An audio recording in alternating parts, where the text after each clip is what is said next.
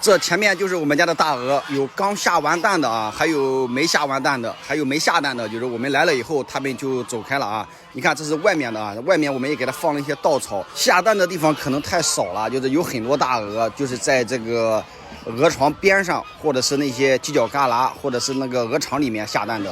但是下在外面的那些蛋全部都是土，很多的土。在这个里面下蛋的，我们给它垫上了一些稻草，哎，就很干净啊！你看鹅蛋上面很白，啥也没有。现在这些大鹅马上高峰期就要过了，就是最多的时候一天能捡1000个鹅蛋。再过一段时间啊，现在最近这2天都已经开始捡蛋了，每天能捡到，就是少捡个50-60个、100个左右。捡到一定的程度，就是这一批大鹅就要淘汰了，就是把这一批老鹅全部卖掉，就是我们的那个小鹅苗，哎，就再开始重新饲养小鹅苗了。今天还不知道能捡多少鹅蛋，反正是现在减产，就是鹅蛋减产减得很严重。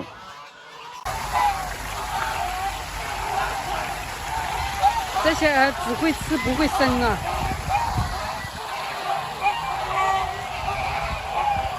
忙死了，整天没有收入。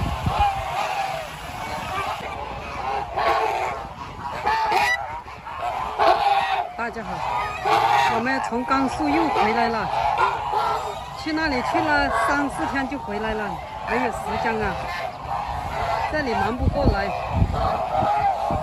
所以又要回来喂鹅了。这些鹅一天才生3-4个蛋哦。今年感觉好晚啊！往年这个时候基本上都大生了，今年才一天生几个。我估计到大生的时候可能要7月完了。你看它们还在换这些小毛，因为这个毛没有换齐，它们就不会生的。很着急啊，怎么这么晚才不会生蛋？很多粉丝朋友叫我们卖小鹅给他们，我也很着急啊，没有小鹅来卖呀。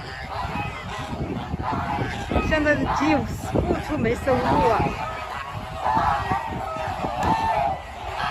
这些今年不知道怎么回事，不生蛋的。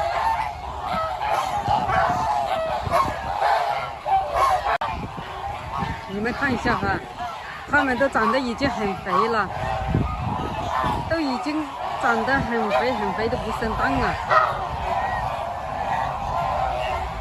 这个就好奇怪的。朋友们，你们那边养的现在有没有生蛋啊？好像我们这边大部分都没生几个蛋哦，急死我了。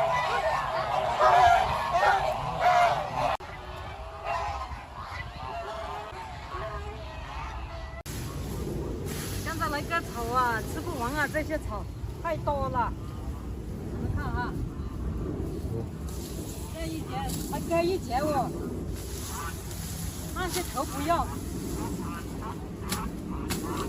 像这个就不要啊，太多了。可能今年雨水太多，所以吃不完啊。往年这个时候都供应不上哈。供应不上。今年草太多了。太多。这个草多也要加点稻壳，要不。没把菜现在是。全部都是加草，它不吃啊。看那么多，要是有些牛羊来养就好了，这么多草啊。是啊。哎呀，今年雨水多，所以就吃不完。这个牛羊来吃最好哦。这个它太老，它不吃啊。那些老的它都好像在那个盆里吃不完。